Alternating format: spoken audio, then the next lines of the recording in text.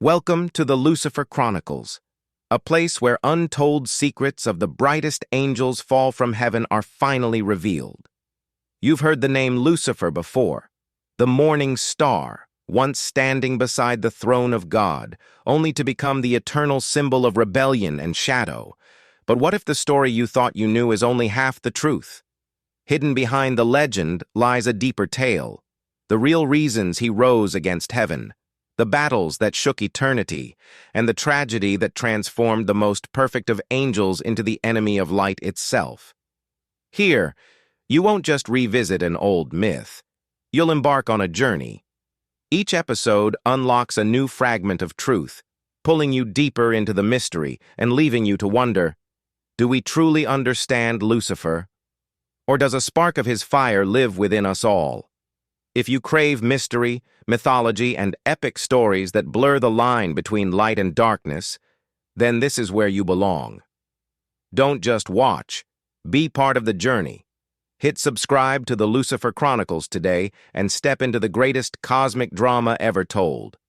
From the dawn of creation, when the universe was still wrapped in the primal light untainted by shadow, God brought forth countless angels to guard and serve the divine order. Among them, one shone brighter than all the rest. Lucifer. The Lucifer's beauty defied language. His wings stretched wide like silken banners woven from pure light. With every beat they rang like a celestial hymn. His presence was a vision of perfection, strength, wisdom, and glory beyond compare. To him, God granted unmatched intelligence, piercing insight into the mysteries of the cosmos, and a voice that resounded like sacred music across. He was not just radiant, he was exalted. Counted among the Seraph, in him dwelt a strange harmony, the might of a warrior, the grace of an artist, and the wisdom of a philosopher. Many angels looked to him not just as a leader, but as an ideal. They came seeking his guidance, drawn by the fire in his gaze and the light in his words. Slowly, almost imperceptibly, admiration became allegiance. Authority, invisible but potent, grew from the devotion of those in American culture. Lucifer's image echoes the tragic heroes of myth, an Achilles in the heavens, or a Prometheus bearing forbidden fire. He radiated the charisma of a born leader, a presence too compelling to resist. Leadership was not granted to him. It flowed naturally, woven into his being. But within that glory, a seed of peril stirred, the awareness of his own greatness. When every eye turned toward him, when every hymn praised his name, could any being remain entirely humble? The very brilliance that exalted him carried the risk of consuming him. At that moment, Lucifer was not yet a traitor, not yet Satan, not yet the adversary of all that is good. He was the crown jewel of heaven, the pride of the celestial host, the brightest gem in God's creation. And perhaps it was precisely his perfection that laid the foundation for one of the greatest tragedies in the history of the universe, the fall of the morning star. The memory of heaven never forgets the brilliance of Lucifer.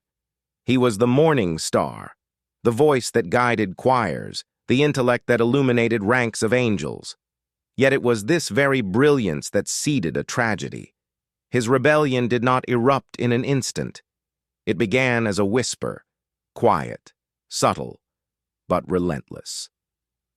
As Americans often say, power tends to corrupt, and absolute power corrupts absolutely.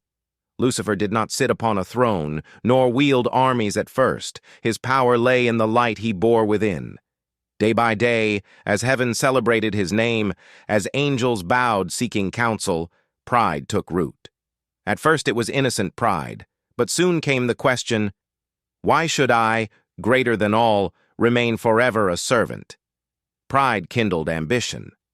Lucifer imagined his own throne, a kingdom where he was not the one who sang praises, but the one who received them. In his mind rose visions of angels kneeling not before God, but before him, the morning star. What began as recognition became a hunger to overturn the divine order and usurp the Creator himself. In American cultural terms, he was like a celebrated general beginning to doubt his emperor, or a superstar believing the crowd adored him more than the team, or a Hollywood idol convinced the spotlight was his alone. Lucifer was no longer content to reflect the Creator's light. He wanted to be the source of it. Thoughts turned to words. Words turned to influence. Lucifer whispered to those who adored him, "Were we made only to bow forever? If we have intellect, should we not use it to rule? If we have wings, why not choose our own flight?" These words, seductive as music, resonated. At first they were questions. Then they became fire. Doubt spread through a multitude of angels, especially the younger ones who had always looked to Lucifer as teacher. It all began with pride. Had Lucifer been merely beautiful or wise or strong, perhaps heaven would have remained whole. But he was too perfect, and perfection could not endure limits. His pride twisted vision into delusion, that the universe would be better under his reign, under the pure brilliance of his light, unshackled from the shadow of God. Lucifer no longer saw grace as blessing. He saw it as a chain. He no longer saw service as honor, but as imprisonment. Pride became a lens that warped reality, turning light into darkness. If heaven was a symphony, Lucifer was the note too loud, shattering harmony. Pride, ambition, and rebellion. These three chords compose the overture of war. And from that moment, heaven prepared to witness the greatest conflict ever waged in eternity. Heaven was once a realm of harmony, its skies filled with radiant unity. But pride had cracked the song of eternity. From Lucifer's whispers rose a cry of defiance, "We will not bow forever." Thus began the greatest rebellion creation had ever seen, not of flesh and blood, but of light against light, of loyalty against treachery. Lucifer's charisma, sharper than steel, gathered an army. As Americans say, charisma is power. Thousands, perhaps millions, of angels, dazzled by his brilliance, rallied to his vision of a new kingdom. No longer servants, they would be sovereigns. No longer worshippers, they would be worshipped. Lucifer became more than the morning star. He became a general, a revolutionary, his eyes burning with fire, his voice promising freedom from divine command. But heaven did not stand silent. From among the faithful rose the archangel Michael, the embodiment of loyalty. If Lucifer was the beauty of light corrupted, Michael was its flame of justice. Rallying the hosts of heaven, he prepared for war. Imagine the skies of eternity split asunder, fiery swords drawn, wings beating like thunder. Michael stood at the front, his sword blazing like the sun. Opposite him, Lucifer, once the angel of music, now a commander of defiance, his gaze smoldering like twin furnaces. The armies clashed. The sound of their strike shook the cosmos like galaxies colliding. Sparks of divine light rained down like falling stars. This was no fleeting skirmish. It was a war that seemed to tear through eternity. Every strike a clash of wills, obedience or defiance. Yet no light born of pride could outshine the eternal light of God. However brilliant, Lucifer was still a creature, not the creator. With heaven's authority, Michael struck the decisive blow.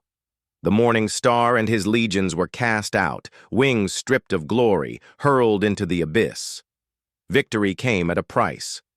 Heaven remained pure, but it had lost its brightest jewel.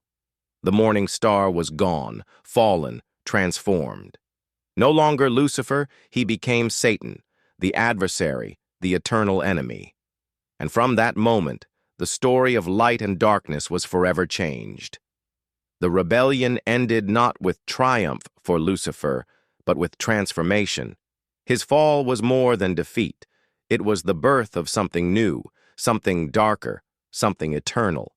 From Lucifer to Satan. Once radiant, his wings white as light, Lucifer now bore the marks of his rebellion. Glory turned to ash, beauty twisted into terror. His very name was erased. In its place, a new identity, Satan, the adversary, the accuser. No longer the morning star, he became the shadow, the fallen host. He did not fall alone.